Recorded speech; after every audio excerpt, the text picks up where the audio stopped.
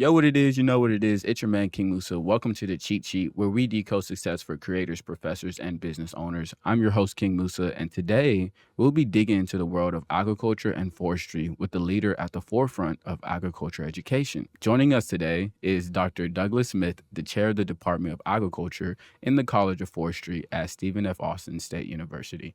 Dr. Smith is passionate about advancing agricultural education. We're excited to hear more about his journey and exciting initiatives happening in his department. Welcome, Dr. Smith. Well, it's great to be here with you and just share the opportunities we have ahead of us in the Department of Agriculture there in the college, Arthur Temple College of Forestry and Ag. So Yes, looking forward sir. to it. Yes, sir. Before we get started, what is your favorite place to sightsee? Are you more mountain range? Are you more, sand dunes and everything, or do you actually like forests and things like that? I'd say my most favorite place is the mountain range. Okay. Spend quite a few days in the mountains. If you've never been to the Grand Tetons in Wyoming, and they're on the Montana border, just a Okay. beautiful location just to see creation at its finest. Yes, sir. Yeah. Okay, that's exciting. So let's go ahead and dive in a little bit about you. Introduce yourself and what is your role here at Stephen F. Austin? Well, it's been fortunate to be the chair of agriculture. Yes, sir. So I guess in a roundabout way, I'm the biggest advocate and cheerleader for the faculty and students and staff of the agricultural program. So I, kind of facilitate their needs and be able to capitalize on components that they need to provide the best and highest quality education that the students could possibly receive in agricultural classes, as well as our utilization of our research facility. Yes, sir. So making sure that the needs, the desires of our faculty, our researchers are there, and that they have the resources they need to capitalize on utilization of the facilities that we're fortunate to have, the facilities that are forthcoming. So the excitement of those. So kind of be there, but also fortunate to be able to teach a class here and there, but get to interact with the students and see how we can make them more successful. Yes, sir. Okay. So share a little bit about your background. Where are you from? Where did you go to school, and were your parents? Did your parents go to school and everything? Yes, I guess grew up in Katy, Texas, Okay. in a Yeah. kind of a farming and ranching family that we did quite a bit of stuff. Both my parents are alumni of Sam Houston State University, Wow. and so and a lot of my family did attend there as well as myself, but always involved in agriculture. We were either in production ag, and then had livestock and raised a large number of cattle, and then I had the opportunity myself to get into it and have been since really an early age, Right. and knew the passion I had for educating others about agriculture.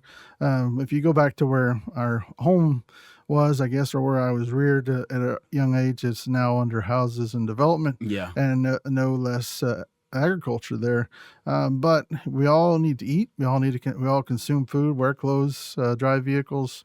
So all those components surround agriculture. Right. Well, being from a family that's pretty immersed in it, and then going on to get my education, and then I thought I needed to further my education, so I did complete a master's degree in agriculture, and Right. then a PhD at Texas A&M University because I wanted to be in at the university level, Yes, teaching the future of the industry, and have been doing so in the post-secondary level in the last 14 years. Yes, sir. Okay. So when you're not teaching or you're not on the farm, what are some of your passions and hobbies? Well, I guess my passion and hobby kind of collide with my career Okay. because I enjoy looking at and analyzing livestock. Also, like looking through genetics and understanding those components. And you say, well, don't you get sick of that? No, it's in my blood, Okay. and we've raised cattle and want to try to produce better cattle. Right. We sold our cows when we moved from the Nebraska to Stephen F. Austin, but we're still looking at and heavily involved with trying to improve genetics Right. across breeds, and so we're continuing to look for opportunities to get back into have our own personal cattle, Mhm. but still we're involved in genetic game. Okay. Did you ever have like a favorite cow or a favorite pig or something? No, I think our from early on, we were told to expect that these, the cattle and pigs that we Mhm. were raising, would, end up in the food chain.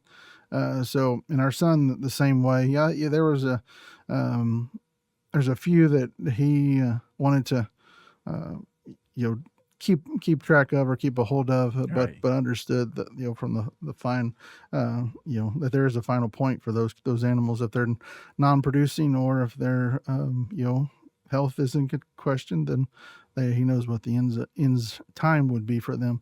But being a well supported with a family that is involved in agriculture and understand the components. I mean, we raise and eat our own beef, and and we have on the pork side, and so it's kind of been in that field for a number of years. Okay. Yes, sir. So now going over your career, what are the main objectives for the Department of Agriculture? And then what are some key initiatives y'all been Well, doing?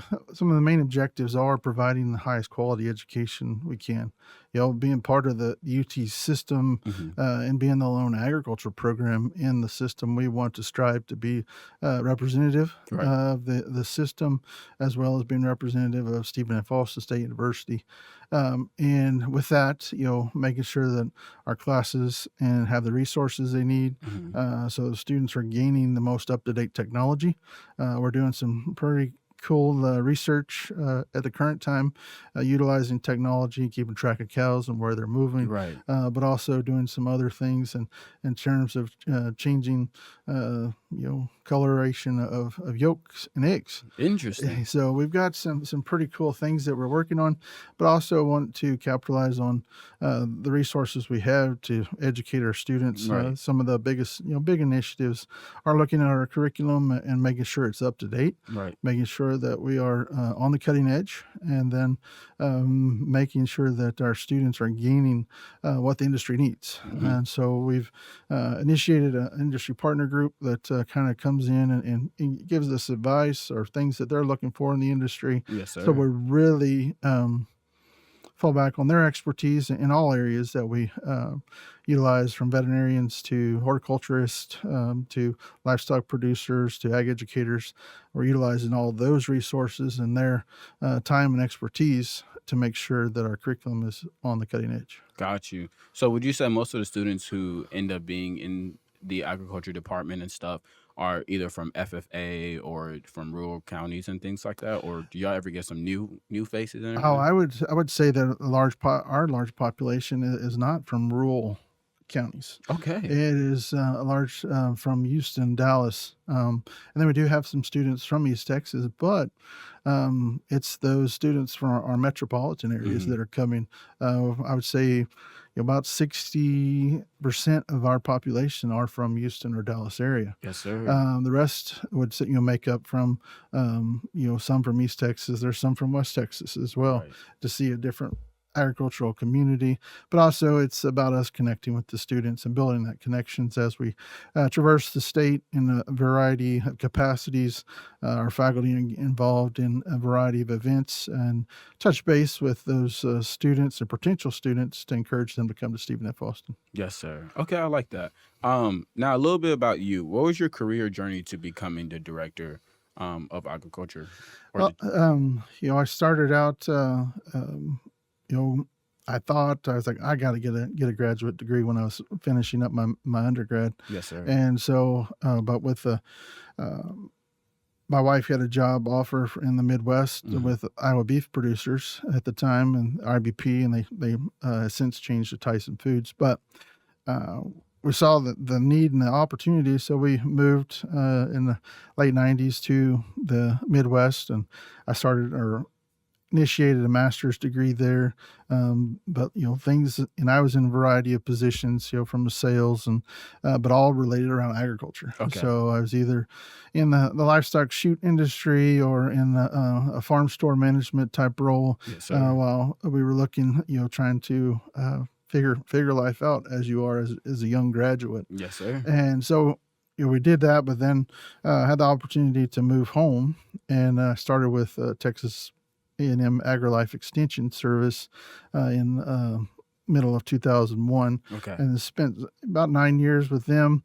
And then during that time, I finished my master's degree, finished my PhD, and then thought I needed to get some other teaching experience. Right. So I went to the high school classroom and spent a couple years in the high school before moving on to post-secondary. Okay. Then in 2011, we moved to Nebraska Okay. and had the opportunity to work in the University of Nebraska system for the last 12 years prior to moving to Stephen F. Austin State Right. University. And that's held some leadership roles in the system at University of Nebraska, taught at two different campuses. And so then the opportunity from our network, I got a phone call to say, "Hey, we've got an opening at Yeah. Stephen F. Austin. Would you be interested?" And I really hadn't considered it until I got the phone call, and then also he was able to bring us closer to our family Yes, sir. with the move.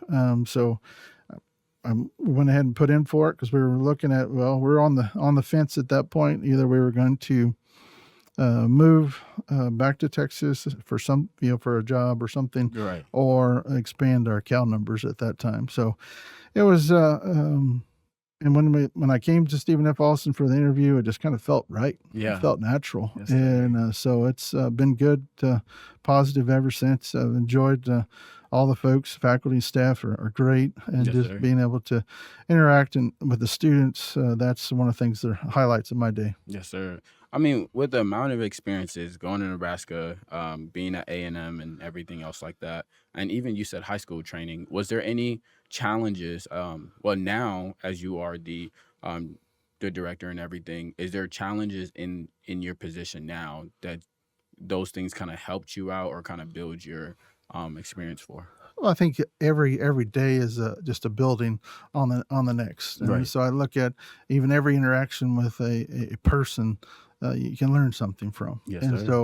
so building those, and I think, and I don't look as challenges, Hmm. or some people call them problems. I look at them as opportunities. Right. One, we're going to learn from those, but also have the opportunity to grow, expand our horizon, but also gain something from that experience, whether it be bad, good, or just an awful event. Yes, But sir. still, you can gain knowledge from that and grow. If you don't grow from it, then we really need to look at see what we're doing Yeah. to try to figure out, is this, am I on the right track? Okay. And so having those, I mean, I take stuff from uh, almost all the positions I've had to be able to guide our program, Hmm. and so I had some different events at different locations to help kind of mold where I am today, but also look at opportunities to grow and expand, Hmm. and then also I listen to everything. So I listen. I don't talk a whole lot. Most people say, "Well, man, he's pretty quiet," but I'm doing a lot of listening to see Right. really how everybody's feeling or how everybody's seeing things, because you can learn a lot just from opening up and listening to them. Right. So. Okay, yes, sir. What are some key lessons that you'll give to students who are in the ag department? Well, I think some of the big lessons, and some things I hit on quite a bit whenever I talk to any student, Hmm. is network. And you'll find in the agriculture industry that even though we think it's a big world, Right. yeah, but the agriculture industry is really small in itself. And so having the connections and being able to interact with professionals, don't be afraid to go up and stick your hand out and Right. introduce yourself, because in one shape, form, or fashion, you might cross paths with that person again. Yes, sir. So those, that part, and then I even make my classes do it, and they probably think it's silly, but I talk to more of the folks that I went to college with, Right. and interact with them than I had, from the high school days. Hmm. So having that, yeah, willingness to connect and willingness to open up, and sometimes it's being vulnerable, Right. and that can be a struggle. Yes, sir. And so being able to open up and have that ability to interact, stick your hand out when you doesn't feel comfortable, Hmm. introduce yourself, have that little elevator pitch, pulled together, Yeah. and then just kind of work with whoever you get to cross paths with, Yes, because you never sir. know. Because I mean, there's some folks I crossed paths with years ago, and now I get to work with them. Yeah. Or there's folks that I interacted with, and people look at them as like icons. And I'm like, yeah, they are, but they're people too. Yeah. And so, um, and I look at as all the interactions as a positive learning experience. Yes, sir. You mentioned networking, right? Are there any network opportunities or events, programs that the um, Department of Agriculture is like hosting this fall? Well, we hosted one early on. We hosted the first week. We call our ag kickoff, and that's just one to get to our students to interact with our clubs and organizations. Yeah. That's a big one. Then we also had convocation for the college here just a couple of weeks ago. So those were some early on to get the students. We want to get them connected Right. to campus, to organizations. And then we'll host with our college partners some other events like homecoming and things that, we want the students to engage and have that way to cross paths. And then Right. we'll have an internship fair next week where students can interact with other students and learn about their internship. Yes, And so sir. that gives them another way just to, one, build a connection, Mm-hmm. but also learn about, their internship experience. Right. So we want them to, be able to connect and feel at home, and so you don't have to raise your hand in front of a large class Yeah. try to ask a question. Sometimes that can be intimidating, but we don't want that to deter them from that learning experience. Yes, sir. Okay. And then my final question for you is what advice would you give students who are looking to pursue a career in agriculture, whether they're freshmen or seniors, seeing your journey, seeing what you've been through and kind of where you're at now? What advice would you give them? Well, there's a lot of opportunities, but now I gotta go back to the networking one. Right. Is whether you're a freshman to senior, you can still get to know some of those students, whether they be, you be a first year, getting to know a senior or vice versa. Mm-hmm. Those are really huge. And then when our faculty bring presenters in, Yeah. or we have guest speakers or lecturers, or anything like that, and just introducing themselves to those, because you never know when you might cross paths again. Right. And so that's going to be a great opportunity for our students to network, but also being able to make that first step, go volunteer for an activity, or go on those field trips, or competitions. Yeah, you may not feel comfortable doing it at the time, but you're going to Right. gain a whole lot from it, Yes, and more sir. so than just the interaction with the other students, but also the interaction with industry professionals. Yes, sir. Well, thank you, Dr. Smith. You've been a very good help, and you gave us a lot of good insight about your experience today. It's been fascinating to hear about your work and what you're doing in the agriculture department and the vision for the future of SFA. Remember, listeners, success in any fields comes from dedication and a willingness to learn. Subscribe to the cheat sheet and follow us on social media and stay connected. This is King Musa signing off, encouraging you to keep growing and cultivating your passions. Y'all have a great day.